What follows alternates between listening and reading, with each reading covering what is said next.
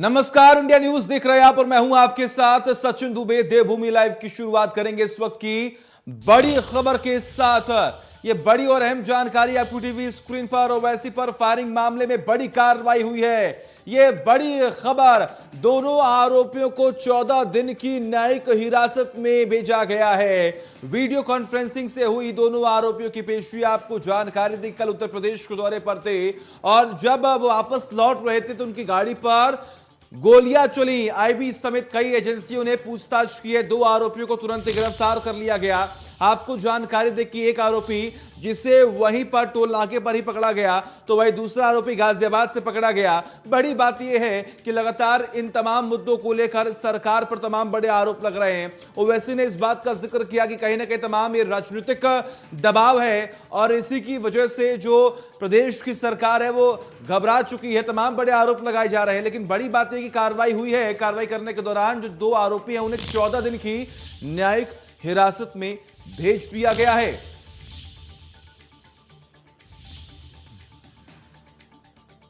तो वैसी पर फायरिंग मामले में बड़ी कार्रवाई हुई है। ये बड़ी खबर हम आपको बता रहे हैं। दोनों आरोपियों को 14 दिन की न्यायिक हिरासत में भेज दिया गया है।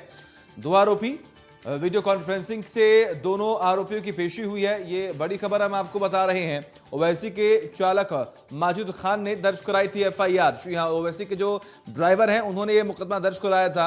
आईबी समेत कई एजेंसियों ने पूछताछ की है कि आखिर उन्होंने फायरिंग क्यों चलाई। हालांकि उन दोनों ने यह दावा किया है कि हमारा किसी भी राजनीतिक पार्टी से कोई संबंध नहीं है। हम उनके भाई से, यानी कि ओवैसी के जो भाई हैं उनसे हम काफी ज्यादा नाराज हैं, इसीलिए यह हमला किया गया है। ये तस्वीरें देखिए कल की हम आपको दिखा रहे हैं, जब हाईवे पर उनके कार पर हमला किया गया, गोलीबारी हुई। 2 जो गोलियां उनकी कार के निचले हिस्से में लगी हैं, ये भी बताया गया उन दोनों आरोपियों द्वारा कि हमने गाड़ी के निचले हिस्से पे फायरिंग की थी। आईबी समेत कई एजेंसियों ने पूछताछ की। पूछताछ के बाद आपको जानकारी दी कि वीडियो कॉन्फ्रेंसिंग के जरिए दोनों आरोपियों की पेशी हुई है और 14 दिन की न्यायिक हिरासत में उन्हें भेज दिया गया है। दोनों आरोपियों को 14 दिन की न्यायिक हिरासत में भेजा गया है। कार्रवाई लगातार सख्ती से की जा रही है। वीडियो कॉन्फ्रेंसिंग से हुई दोनों आरोपियों की पेशी, हालांकि देखिए अगर हम बात करें तो सोशल मीडिया पर भी तमाम दावे किए जा रहे हैं। अलग अलग फोटोज जो है वो शेयर की जा रही हैं। ऐसे में 2 मुख्य आरोपी हैं और उन दोनों के खिलाफ अब कार्रवाई जो है वो लगातार आगे बढ़ाई जा रही है। तमाम जानकारी के लिए हमारे साथ हमारे सहयोगी प्रवीण शर्मा जुड़े हुए। प्रवीण, फिलहाल क्या अपडेट है? 14 दिन की न्यायिक हिरासत में दोनों आरोपियों को भेज दिया गया है।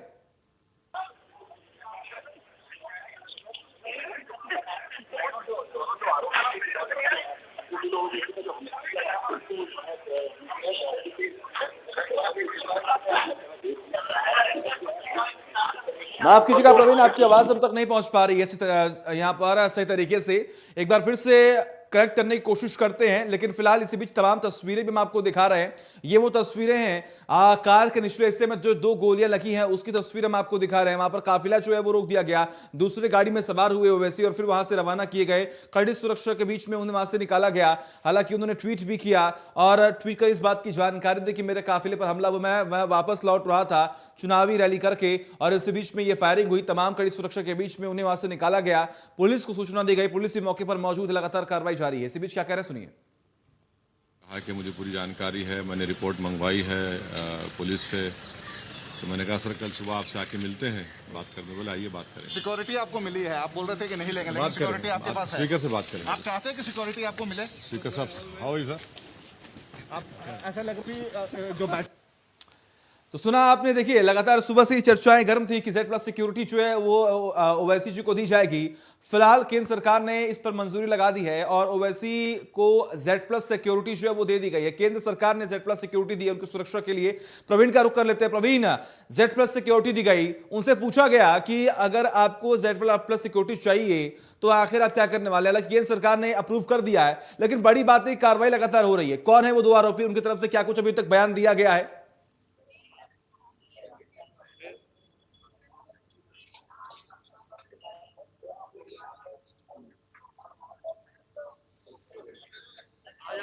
प्रवीण, क्या आपको मेरी आवाज मिल रही है?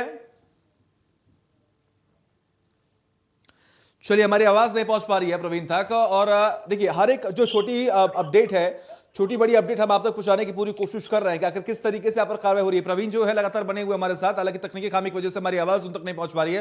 प्रवीण, आप मेरे को सुन पा रहे हैं?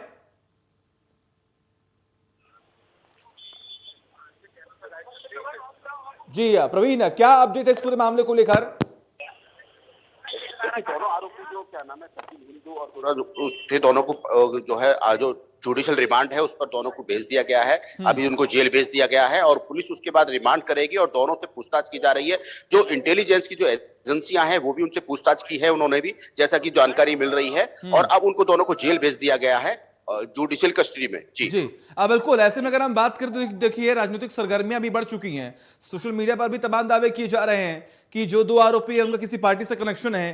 क्या इसको लेकर अभी तक कोई खुलासा हो पाया है?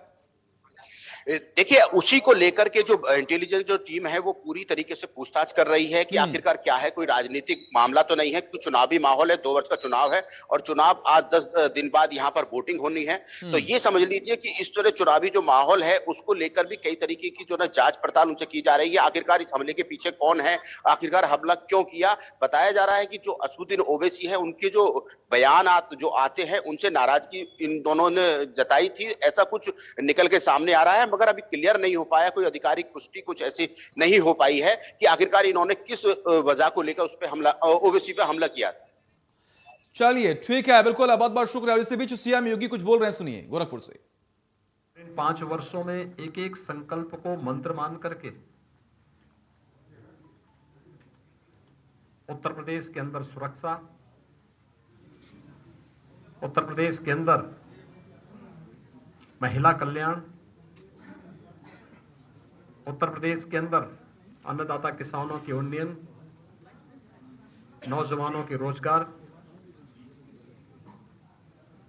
गांवों के और शहरी क्षेत्र के समग्र विकास, गरीबों के कल्याण और समग्र विकास की जो कार्य योजना जमीनी धरातल पर उतारने का कार्य किया है, आज उसका परिणाम है कि भारतीय जनता पार्टी को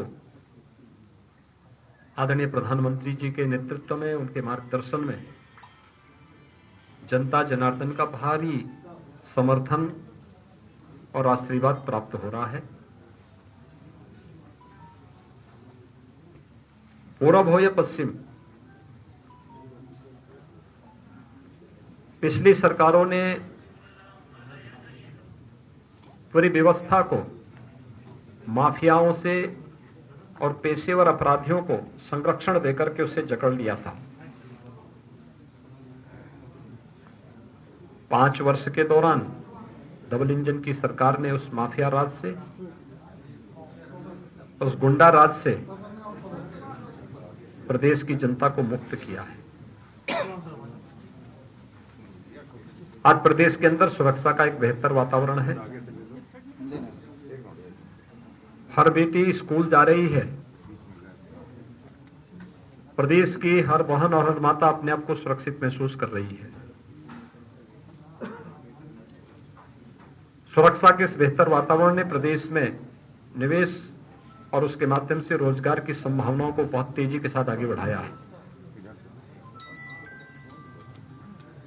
उत्तर प्रदेश का पलायन रुका है। ये पलायन दोनों प्रकार से था। एक, माफिया और अपराधी प्रवृत्ति के तत्वों के टेरर का जो व्यापारियों के मन में था। दूसरा था ब्रेन ड्रेन का, जो यहाँ का युवा, प्रतिभाशाली युवा उत्तर प्रदेश से बाहर पलायन करता था नौकरी और रोजगार के लिए। लेकिन दोनों प्रकार के पलायन को रोक करके एक नए पलायन को हम लोगों ने प्रदेश के अंदर तैयार किया, उसका प्लान तैयार किया। वो प्लान था पेशेवर माफिया और अपराधियों का उत्तर प्रदेश से पलायन। पहले जो माफिया यहां पर पलायन करने के लिए और विकास को अवरुद्ध करते थे, आज उन्हें पलायन करने के लिए मजबूर होना पड़ रहा है। आज उत्तर प्रदेश में व्यापारी और नौजवान पलायन नहीं करता, बल्कि प्रगति के मार्ग पर उत्तर प्रदेश को मजबूती के साथ आगे बढ़ा रहा है। यह वही उत्तर प्रदेश है जहां पर 2017 के पहले भूख से मौतें होती थी और गोरखपुर क्षेत्र तो कुशीनगर जनपद और महाराजगंज जनपद में मुसहर जाति के लोग अपसिप्त हो चुके थे भूख से मरने के लिए। 2003 से लेकर के 2016 तक, यहां तक कि जनवरी 2017 में भी कुशीनगर के अंदर भूख से मौतें हुई थी और उस समय सांसद के रूप में मुझे उन क्षेत्रों में जाने का अवसर प्राप्त हुआ था और मैंने स्वयं भूख से तड़प रहे, मर रहे लोगों को अपनी आंखों से देखा था और उनकी पीड़ा को समझ करके फिर उसके खिलाफ आवाज भी उठाई थी। आज मैं कह सकता हूं, इस देश ने, दुनिया ने पिछले 1000 वर्षों में कई प्रकार की महामारियों को झेला है, देखा है, और हर महामारी इस बात का सबूत हम सबके सामने छोड़ कर जाती थी कि बीमारी से तो लोग मरते ही थे, बीमारी के साथ साथ भूख से उससे कई ज्यादा मौतें होती थी, कई गुना ज्यादा मौतें होती थी।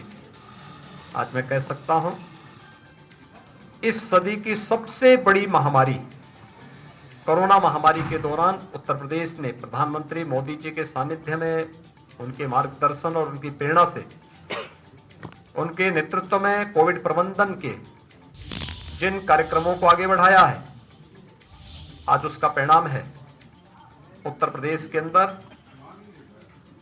भूख से कोई मौत नहीं होती। 15 करोड़ लोगों को डबल इंजन की सरकार डबल डोज राशन की भी उपलब्ध करा रही है। किसान आत्महत्या करता था 2004 से लेकर के 2014 तक देश के अंदर लाखों किसानों ने आत्महत्याएं की थी। उत्तर प्रदेश में 2014 के बाद भी केंद्र सरकार की योजनाओं को प्रदेश सरकार ने, उस समय की प्रदेश सरकार ने लागू नहीं किया था। किसान आत्महत्या कर रहा था, खेतीबाड़ी से भाग रहा था, उसकी उपज का उचित दाम उसे नहीं मिलता था, बिचौलिए बीच में आकर के एमएसपी का लाभ ले लेते थे, किसान वंचित रहता था, कर्ज तले दबता था। गन्ना किसानों का कई वर्षों का गन्ना मूल्य का भुगतान नहीं हो पाया था। किसान सिंचाई के लिए तड़पता था क्योंकि बिजली रहती नहीं थी।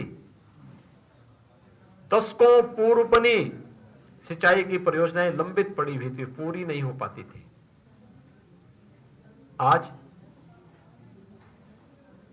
2017 में, मार्च 2017 में प्रदेश में सत्ता में आते ही हम लोगों ने पूरे प्रदेश के अंदर अप्रैल 2017 से गांव हो या शहर, विद्युत की आपूर्ति समान रूप से किया है। पर्याप्त बिजली सबको, बिजली, निर्बाध बिजली प्रदेश के अंदर दी है। 1,21,000 मजदूरों तक अतिरिक्त विद्युतीकरण का कार्य भी किया। और यही नहीं, 1,43,00,000 से अधिक परिवारों को निःशुल्क विद्युत के कनेक्शन भी उपलब्ध करवाए। किसान को भी पर्याप्त बिजली मिली। सरयू नहर राष्ट्रीय परियोजना इस पूर्वी उत्तर प्रदेश के 9 जिलों को जोड़ रही है। बहराइच, गोंडा, श्रावस्ती, बलरामपुर, सिद्धार्थनगर, संत कबीर नगर, बस्ती, गोरखपुर, महाराजगंज। बाणसागर परियोजना ये मिर्जापुर और प्रयागराज को जोड़ रही है। अर्जुन सहायक परियोजना बांदा, महोबा, हमीरपुर, चित्रकूट इन जनपदों को जोड़ रही है। ऐसी लगभग 18 बड़ी सिंचाई की परियोजनाएं जो कम से कम 30 साल से लेकर के 40 साल पहले जिनकी कार्य योजना बनी थी लेकिन पूरी नहीं हो पा रही थी, हमने उन्हें पूरा किया। 21 लाख हेक्टेयर लैंड को अतिरिक्त सिंचाई की सुविधा भी दी। सपा बसपा की सरकार में 10 वर्षों तक गन्ना किसानों का गन्ना मूल्य के भुगतान की स्थिति हर व्यक्ति जानता है। चीनी मिलें बंद होती थी, किसान तबाह होता था, खेतों में गन्ने पर आग लगाई जाती थी। लेकिन मैं कह सकता हूं 5 वर्ष में किसी खेत पर आग लगाने की नौबत नहीं आई। जब तक किसान के खेत में गन्ने का एक भी ठूंठ खड़ा था, तब तक चीनी मिलें चलती थी, चली हैं। 119 चीनी मिलें कोरोना कालखंड में भी हम लोगों ने चलाई। अब तक 1,57,000 करोड़ रुपए से अधिक का गन्ना मूल्य का भुगतान भी किया। पिछली सरकारों ने 29 चीनी मिलें बंद की, बेची। हमारी सरकार में चीनी मिलें बेची नहीं गई, बल्कि बंद चीनी मिलों को चलाने का काम किया। पिपराइच में नई चीनी मिल लगी, मुंडेरवा में नई चीनी मिल लगी, आजमगढ़ में एक नई चीनी मिल, जो पुरानी चीनी मिल था उसमें हम लोगों को एक नया प्लांट डाल करके उसकी क्षमता का विस्तारीकरण किया गया। प्रदेश के अंदर अन्य स्थानों पर भी चीनी मिलों का विस्तारीकरण किया गया। उत्तर प्रदेश पहला राज्य था जिसने शुगर केन से सीधे इथेनॉल बनाने के कार्यक्रम के बारे में भारत सरकार को लिखा। हम प्रधानमंत्री जी के आभारी हैं जिन्होंने गन्ना किसानों को हितों को ध्यान में रख करके इसकी सुविधा दी, और आज देश के अंदर सर्वाधिक इथेनॉल बनाने वाला राज्य उत्तर प्रदेश है। इसका लाभ सीधे सीधे हमारे अन्नदाता किसानों को मिल रहा है। उत्तर प्रदेश ने प्रोक्योरमेंट की पॉलिसी मार्च 2017 में हमारी सरकार लेके आई थी। इस वर्ष भी हम लोग कोरोना कालखंड के बावजूद धान का क्रय इस वर्ष भी 62 लाख मीट्रिक टन से अधिक क्रय कर चुके हैं। विगत वर्ष हमने 66 लाख मीट्रिक टन क्रय किया था। ये कभी नहीं होता था। पैसा डीबीटी के माध्यम से किसान के खाते में जा रहा है। यानी सरकार गरीब कल्याण के लिए। पिछली सरकार आपने देखा होगा, वृद्धजनों का पेंशन रोकती थी, विधवा महिलाओं का पेंशन रोकती थी, दिव्यांगजनों को 300 रुपए पेंशन मिलती थी, वो भी रोक दी थी। और इस पैसे को उन्होंने समाजवादी पार्टी के कैडर को एक समाजवादी पेंशन देकर के उधर डाइवर्ट कर दिया था। मैंने कहा ये समाजवादी क्या होता है? उन्होंने कहा नहीं, समाजवादी पार्टी के कैडर हैं, उनको पेंशन। मैंने कहा उनका कंट्रीब्यूशन क्या है समाज के लिए? क्या ये निराश्रित हैं? क्या ये दिव्यांग हैं? क्या ये विधवा हैं? क्या इन्होंने किसी एक कार्य में योगदान दिया हो, कोई विशिष्ट योगदान हो, कोई खिलाड़ी हो? तो एक ही चीज के खिलाड़ी हैं। थानों की दलाली करते थे, तहसीलों को गिरवी रखते थे, संपत्तियों पर कब्जा करते थे, गुंडागिरी को बढ़ावा देते थे, और प्रदेश का खजाना लूट करके इनके हवाले करोगे? एक गरीब के मुंह से उनका निवाला छीन करके इन लोगों को दोगे? हमने उसे बंद किया, फिर सर्वे करवाया। आज 1 करोड़ वृद्धजनों को, विधवा महिलाओं को और दिव्यांग जनों को 12,000 रुपए सालाना पेंशन की सुविधा हमारी सरकार उत्तर प्रदेश के अंदर उपलब्ध करवा रही है। आते ही 86 लाख किसानों का 36,000 करोड़ रुपए का कर्जा माफी का कार्यक्रम हमारी सरकार ने किया। और इस समय 2,54,00,000 से अधिक किसानों को प्रधानमंत्री किसान सम्मान निधि का लाभ उत्तर प्रदेश हर साल 6,000 रुपए सालाना उनके अकाउंट में दे रही है। यानी अब तक उत्तर प्रदेश के 2,54,00,000 किसानों के खाते में 42,000 करोड़ रुपए से अधिक की धनराशि सीधे सीधे जा चुकी है।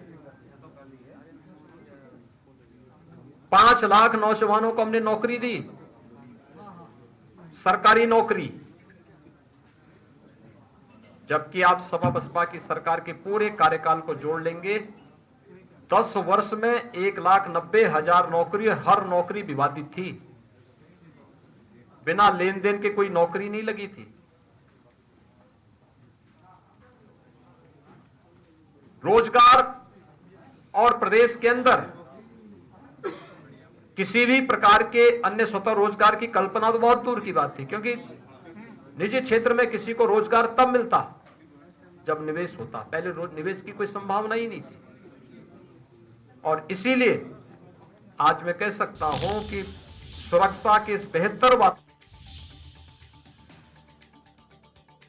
6 फरवरी को बीजेपी संकल्प पत्र जारी करेगी। जी हां, कारोबारी युवा अब पलायन नहीं करते, इस बात का जिक्र सीएम योगी आदित्यनाथ ने किया। पिछली सरकारों में माफियाओं को संरक्षण मिला, इस बात का भी जिक्र किया गया। ये बड़ी खबर हम आपको बता रहे हैं।